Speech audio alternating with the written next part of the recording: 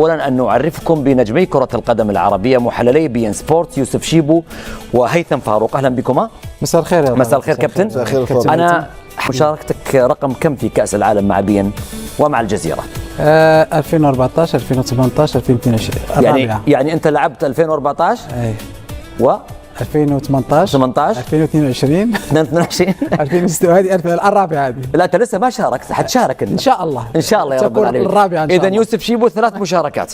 هيثم أنا الرابعة ودي الخامسة إن شاء الله. الرابعة ودي الخامسة. جنوب أفريقيا 2010 كنت أيوة. استديوهات من هنا مع حمد جاسم، و2014 في البرازيل كنت بعمل برنامج تكتيك من الدوحة مع عبد العزيز النصر. ممتاز. 2018 في روسيا سافرنا كلنا، عملت ماتش المغرب والبرتغال أنا ويوسف في الملعب.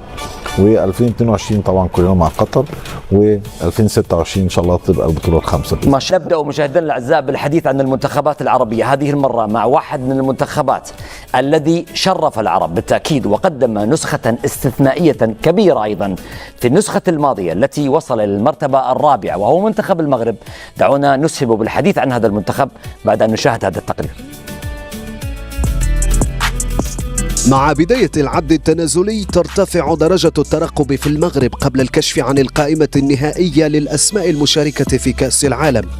صراع المراكز يبلغ ذروته قبل أيام قليلة من إعلان الناخب المغربي محمد وهبي عن كتيبته المونديالية، وبين من يقاتل لاستعادة جاهزيته الكاملة مثل المدافع نايف أجد ومن فرض اسمه من العناصر الشابة المتألقة في الفترة الأخيرة، تبدو الخيارات أكثر تعقيدا من أي وقت مضى أمام وهبي الذي استهل مهمته على رأس المنتخب في التوقف الدولي الأخير شهر مارس الماضي.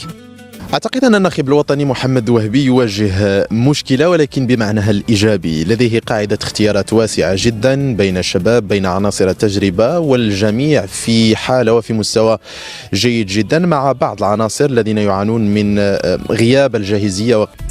بوادر إيجابية رصدها المتابعون في المعسكر الأول والأخير لوهبي تمهيدا للمشاركة المغربية السابعة في أكبر محفل كروي.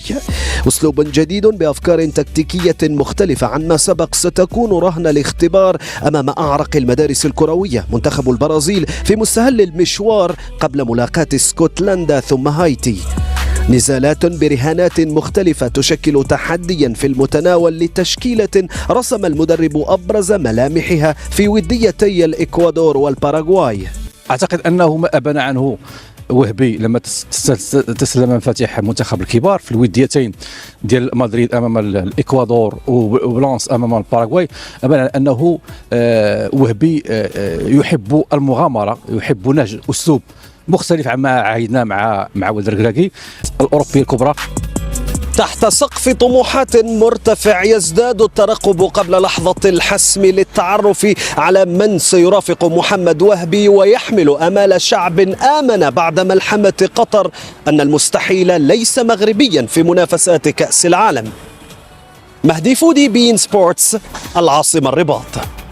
تعرفنا وياكم مشاهدينا الاعزاء على المنتخب المغربي اسود الاطلس، التصنيف الثامن على مستوى الفيفا، المشاركه السابعه يوسف، رابع العالم، وهي مشاركه مشرفه ايضا هنا في العاصمه القطريه الدوحه في بطوله كاس العالم الاخيره. طبعا اظن كانت افضل مشاركه تقريبا في تاريخ المشاركات المنتخب المغربي في كاس العالم. كانت مشاركه مميزه، وصولنا للمركز الرابع الى نصف النهائي كذلك. الآن في الترتيب كأفضل ترتيب على الإطلاق في المركز الثامن على المستوى العالمي. هذه الأشياء كلها يعني من العمل، خصوصا نتائج العمل اللي كان يقام منذ سنوات على كل الفئات السنية مع المنتخبات. دائما كما قلت العمل القاعدي هو اللي خلى المنتخب دائما هذه الاستمرارية. صحيح. على المستوى المنتخب. 2018 مشاركة، 2022 الآن هذه المشاركة الثالثة على التوالي. شيء مهم جدا أن تشارك باستمرار. هذا يعطي دائما ثقة للاعبين، يعطي ثقة للمدرب، ويعطي ثقة كذلك للإداريين والناس الاتحاد لكي يشتغلوا بشكل أفضل. هم أولاد اللعبة هم اللي هيطوروا اللعب. وحتى انت اتكلمت على محمد على المدربين، في تنوع في المدرسة الفنية للمدربين المغاربة. شفنا وليد في كأس العالم يميل شوية للناحية المدرسة الدفاعية، شفنا الكابتن جمال في كأس العرب نوعا ما في الناحية الدفاعية، شفنا طارق دفاعية وهجومية.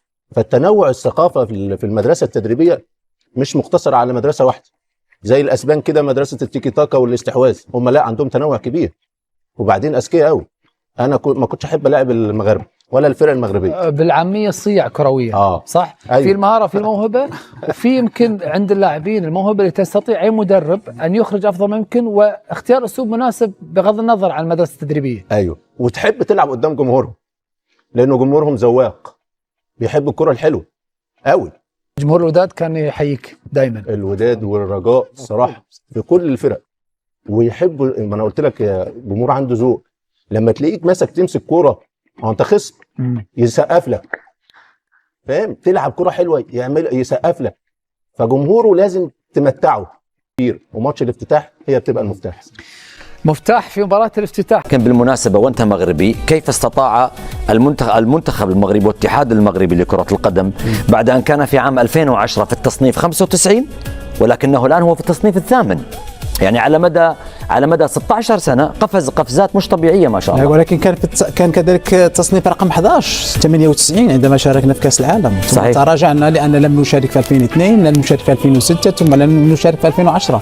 عندما تبتعد عن المشاركة دائما يتراجع مستواك، ويتراجع كذلك حتى على مستوى الترتيب. الآن النتائج طبعا هي التي تخليك تصعد في هذا الترتيب، وهو دائما في الفوز. الآن أصبح التنقيط يحسب كذلك المباريات الودية، يحسب على المباريات الرسمية، يحسب البطولات اللي تفوز فيها. كل هذه الأشياء هي اللي خلتنا نصل إلى هذه الرتبة الثامنة كما قلت، والنتائج اللي حققناها في السنوات الأخيرة. نعم. على المستوى الإفريقي ولا على المستوى العربي كذلك هنا، ولا حتى وصلنا لهذا النصف النهائي. كذلك المباريات لم نخسر منذ مده، لم نخسر مباريات. يمكن الخساره الاخر خساره كانت نهائي دوري نهائي كاس افريقيا، خلت المغرب انه يصل الى هذا الترتيب، وشيء مهم تكون متواجد مع الثمانيه الاوائل. قبل أن